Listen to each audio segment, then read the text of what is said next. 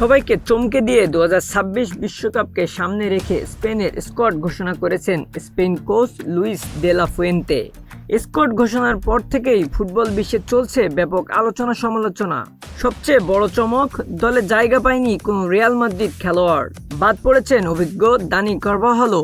এমনকি রিয়াল মাদ্রিদের তরুণ ডিফেন্ডারও দল থেকে বাদ পড়ার পর সামাজিক যোগাযোগ মাধ্যমে নিজের ক্ষোভ প্রকাশ করেছেন। অনেকেই মজা করে বলছেন এটি যেন বার্সেলোনার সাব টিম। তবে সব আলোচনার কেন্দ্রবিন্দুতে একটাই নাম, দীর্ঘদিন পর স্পেন জাতীয় দলে ফিরছেন গাভি। তার সঙ্গে আছেন লামিন ইয়ামাল, পেদ্রি, কুবার্সি, জোয়ান গার্সিয়া ও দানি অলমোদের মতো তরুণ তারকারা।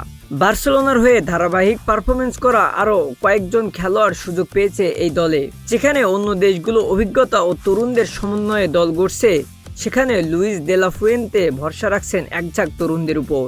তবে কি তরুণদের গতি ও অগ্রাসনকেই মূল অস্ত্র বানাতে চান স্পেন কোচ? এখন দেখার বিষয়, এই তরুণ স্পেন কতটা শক্তিশালী হয়ে উঠতে পারে বিশ্বমঞ্চে। স্পেনের এই নতুন দল নিয়ে আপনার মতামত কি? Shahriar Rahman, news flash 71।